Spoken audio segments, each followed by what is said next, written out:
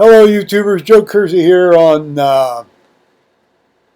Thursday, December 10th, 2015 at 14:15 in the afternoon, Eastern Time. Now, today's been a moderately full day. Um,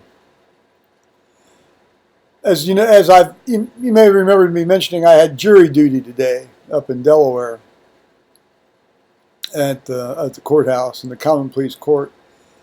And as happened a month ago, night before, I really can't sleep all that long, because I don't want to be late. You want to wake up in time to get properly cleaned up and tidied up and shaved.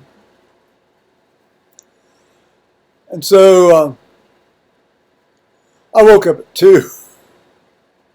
I couldn't get back to sleep.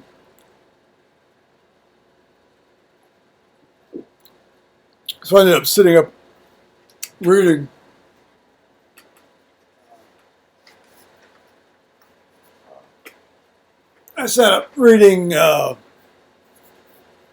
Wayne Johnston's The Colony of Unrequited Dreams. It's basically about Newfoundland. It's a novel about Newfoundland that's you'd have to call it historical fiction, but it's based on the life of Newfoundland's first premier after they voted for Confederation with Canada in 1949.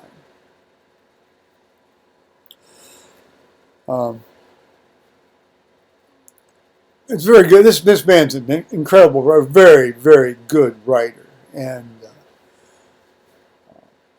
some of the subtle insights into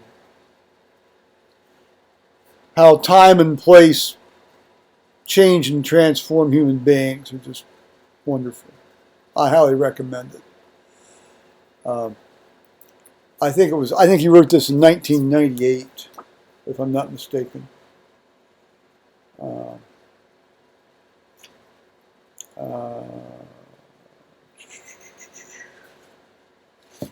Yeah, I think so. Let's see. Oh, stop it, Joe.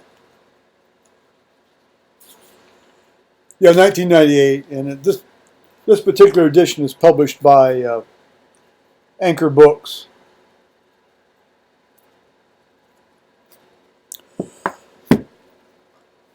So at least I got something done. And then it was time to get up around 5. I got up and did the usual, take the blood pressure stuff, have some tea. It was moderately foggy this morning, but not like it was on Sunday morning. So I left here after about 7:35, and I walked into the jury assembly room office lobby right at 8:15, which is when they wanted you to be there. So I timed that right.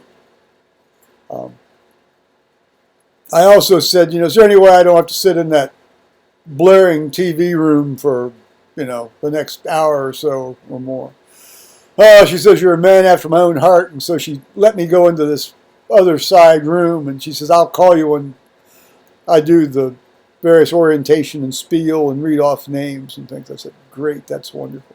So I took that book with me, and I sat in there and I basically read for another hour and 15 minutes before we went downstairs to the courtroom. I didn't get called, they called 21 people, for the initial set of people. And I didn't get called for those, but you have to sit and listen to everything in case you do get called.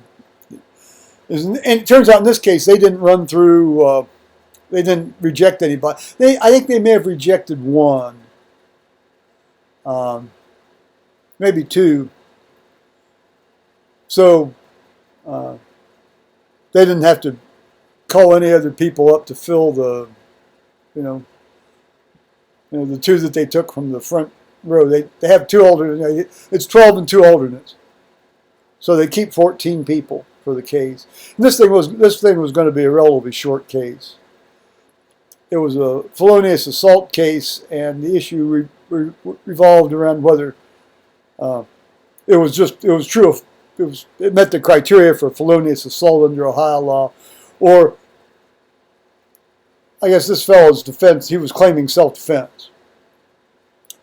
And apparently there was a lot of video evidence that would, you know, let people really have a good chance of making up their mind, in addition to testimony from two police officers, one of whose testimony was going to conflict with the other testimony. So that jury will have plenty of information on which to base a verdict.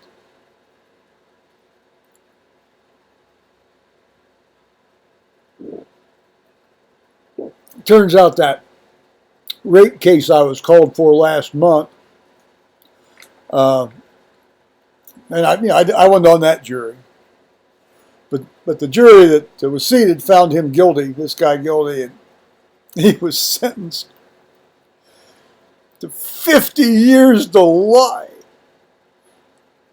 He won't come up for parole for 50 years. This guy's in his mid-40s.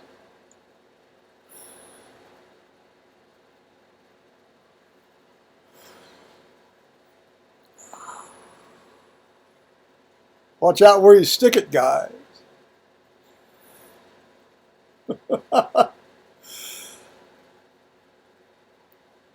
So, I didn't have to stay, so I came home. I stopped at the wine store to buy my usual 4 or 5 liter boxes of wine.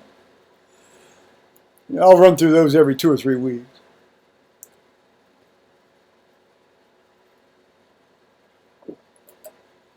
But a very interesting thing, well, this has actually happened to me before. And I'm always puzzled by this. Now I'm going to show you this real carefully. It's just real fast. You've got, the 4 boxes of wine. Then you have the tax exemption, then you have the wine case discount. Now,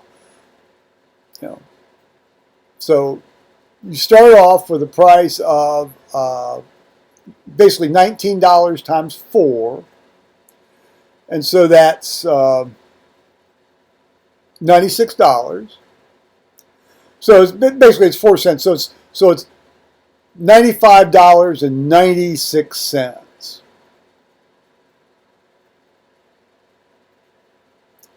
And then you is that right? Yeah. No, 4. I'm sorry. 76. Duh. Yeah, $76.96.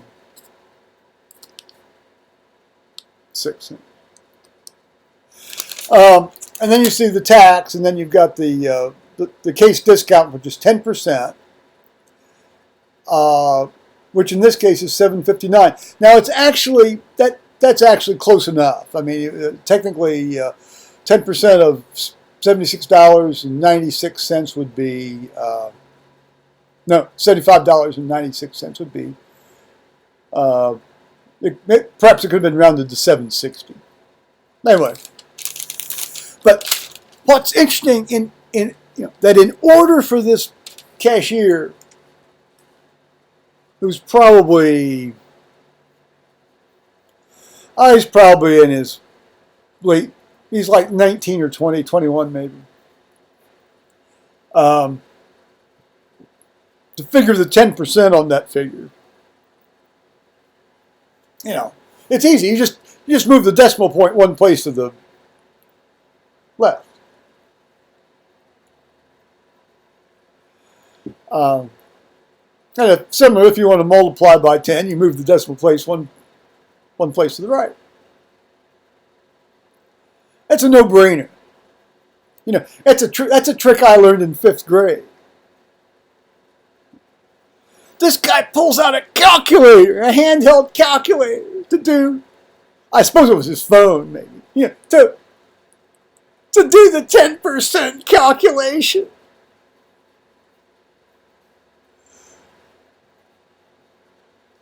I said, oh, that's easy. Just move the decimal point one place to the left.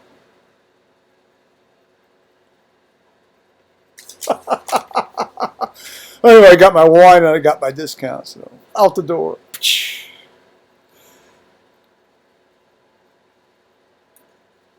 I arrive home to find a Columbus police officer in my driveway. And I thought, oh, maybe somebody's had a car wreck or they chased somebody and he turned in here or something, because that's happened before. Not often, but it's happened. One morning, Genoa Township Police and Westerville Police chased this guy into my yard, and we had 5 agencies show up. We had, Westerville Police, Genoa Township Police, State Highway Patrol, the Delaware County Sheriff's Office, and Columbus Police.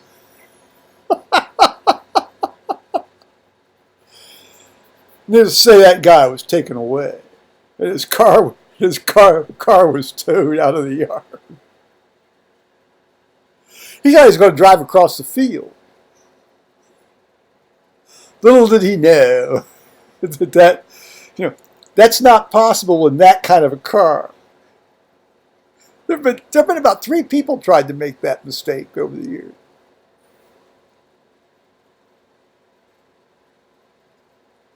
So this police officer and I we talked for about better part of 40 minutes. Stood out there. He was working for the doing off duty work for the gas company, which is going to do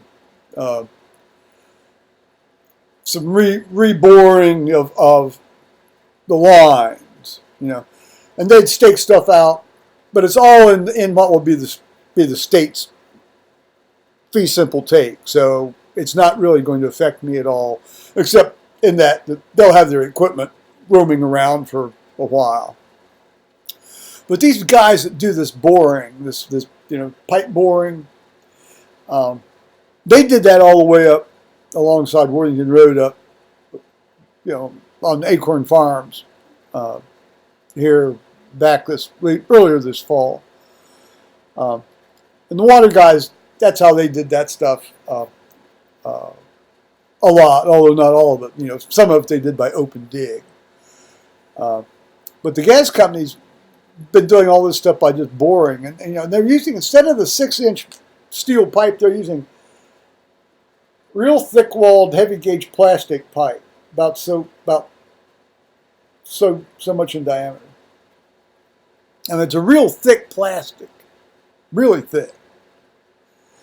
That they claim is going to last longer than the steel. Maybe it will. So we have that to look forward to, but so they were driving sticks and painting ground and, that kind of thing.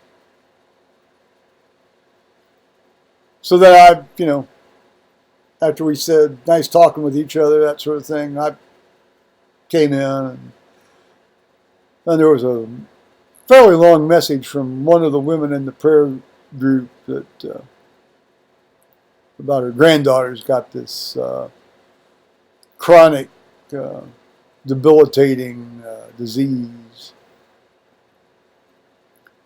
and she's undergoing a bunch of evaluation and things.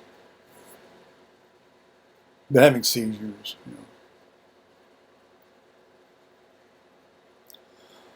Dear Lord, you don't know how good you have it sometimes, do you? So that concludes my jury service for at least the next 2 years, because they won't call me again. They take your name out of the rotation for 2 years after you've been called once.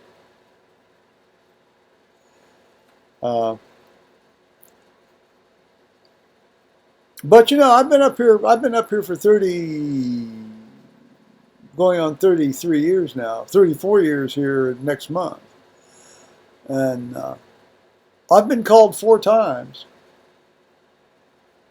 Three, three calls for petit jury, and I did serve on one petit jury, the first time around actually, and then called for the grand jury, although it was not selected for the grand jury.